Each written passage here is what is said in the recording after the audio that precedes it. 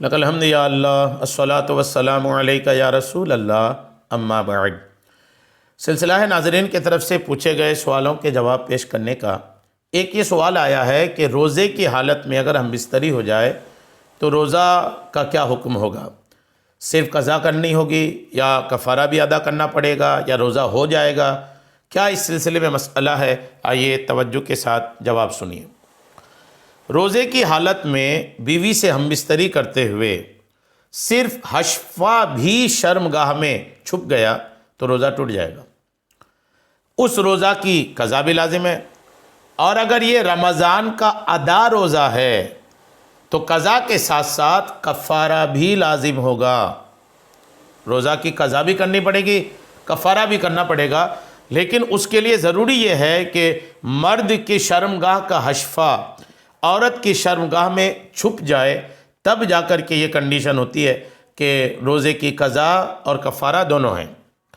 واضح رہے کہ بلا عذر شرعی جان بوجھ کر روزہ توڑنا ناجائز و گناہ ہے۔ اس صورت میں روزے کی قضا کے ساتھ ساتھ توبہ کرنا بھی لازم ہے۔ تنویر الابصار میں ہے، یعنی اگر مکلف مشتہا آدمی نے رمضان کے ادا روزے میں سبیلین میں سے کسی ایک میں جماع کیا، جماع ہم بستری کو بولتے ہیں، اس کے ساتھ جماع کیا گیا یا اس کے ساتھ جماع کیا گیا اور حشفہ بھی چھپ گیا، تو انزال ہو یا نہ ہو، منی خارج ہو یا نہ ہو، روزے کی قضا بھی کرے اور کفارہ بھی ادا کرے۔ در مختار جلد 3 کے صفحہ 442 سے 445 میں یہ بات لکھی ہے۔ اور علامہ ابن عابدین شامی رحمۃ اللہ تعالی علیہ لکھتے ہیں کہ یعنی حشفہ غائب ہو جائے، اور جماع کی حقیقت کا، یہ جماع کی حقیقت کا بیان ہے کیونکہ اس کے بغیر جماع نہیں ہوتا۔ رد المختار جلد 3 صفحہ 442۔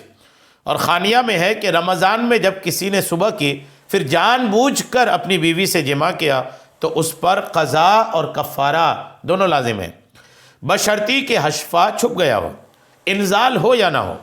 فتاوی قاضی خان جلد 1 صفحہ 188۔ اور مبسوط میں ہے کہ جب کسی شخص نے اپنی بیوی کی اگلی شرمگاہ میں جماع کیا اور حشفہ غائب ہو گیا مگر انزال نہیں ہوا تو ان دونوں پر روزے کی قضا، کفارہ اور غسل سب لازم۔ کفارہ لازم ہونے کی وجہ یہ ہے کہ روزہ توڑنے کا حصول ایسے طریقے پر ہوا جس سے جنایت کامل ہوتی ہے۔ قضا تو سمجھ میں آئے کہ قضا آپ کو کرنا ہے ایک روزہ، کفارہ کیا ہے؟ کفارہ یاد رکھیے گا کہ روزے کہ اگر کچھ کنڈیشن ہے، ہر صورت میں روزے کی قضا اور کفارہ دونوں لازم نہیں ہوتے، کسی کنڈیشن میں قضا لازم ہوتی ہے بس، اور کسی کنڈیشن میں صرف قضا اور کفارہ دونوں لازم ہوتا ہے۔ تو اب کفارہ کیا ہوگا، کفارہ کیا دینا پڑے گا؟ چونکہ یہ جو کنڈیشن ہے اس میں تو کفارہ لازم ہے ہی ہے۔ کفارہ دینا کیا ہے؟ کفارہ دینا ہے لگاتار 60 روزے رکھے۔ جی ہاں، لگاتار 60 روزے رکھنا پڑے گا لگاتار۔ اگر بیچ میں ایک روزہ بھی چھوٹ گیا تو وہاں سے پھر 60 روزہ پھر سے پورا کرنا پڑے گا۔ ایک یہ، اگر روزہ پر قادر نہیں ہے، 60 روزہ رکھنے کی طاقت نہیں ہے، تو 60 مسکینوں کو 2 وقت کا کھانا یا 2 وقت کے کھانے کی پیسہ۔ جی ہاں، یہ یاد رکھیے گا، یہ 2 اس کے کفارے ہیں۔ یا تو آپ 60 روزے رکھ لیں، اگر 60 روزہ رکھنے کی طاقت نہیں ہے تو 60 مسکینوں کو 2 وقت کا کھانا یا 2 وقت کے کھانے کی رقم دینا پڑے گا۔ ہاں، اس میں ایک بات ضرور ہے کہ جس دن جماع یا بستری ہوئی اسی دن اگر عورت کو حیض آ جائے تو پھر کفارے سے وہ بچ جائے گی۔ جی ہاں، پھر ان پر کفارہ لازم نہیں ہوگا۔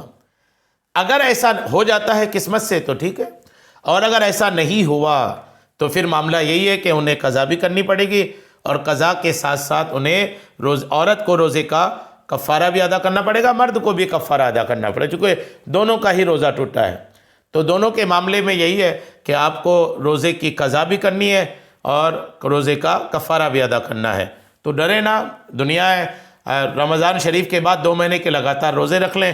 اگر آپ نے ایمانداری کے ساتھ کفارہ ادا کر دیا تو الحمدللہ اس کی برکتیں اور اس کا فیض بھی آپ کو ملے گا کہ آپ نے اللہ کے حکم کی پیروی میں آپ نے یہ کام کیا۔ چونکہ 60 روزے رکھنا بڑا مسئلہ ہی ہے، لیکن آپ ہمت کریں، رمضان کے بعد فوراً شروع ہو جائیں۔ ابھی دن چھوٹے ہیں، ابھی آپ فوراً شروع ہو جائیں گے تو دن چھوٹے میں آپ کے روزے پورے ہو جائیں گے۔ پھر اس کے بعد گرمی کا موسم، پھر گرمی کی شدت، پھر دن بڑے مشکلات ہوں گے. اس لیے اللہ کے ڈر سے، اللہ کے حکم کی پیروی کی نیت سے 60 روزے رکھنا شروع کر دیں دونوں. اور اگر 60 روزے رکھنے کی کسی وجہ سے واقعی میں طاقت نہیں ہے تو پھر 60 مسکینوں کو کھانا کھلائیں دونوں ٹائم. اب بولے 60 مسکین کہاں سے لے کر آؤں روز روز؟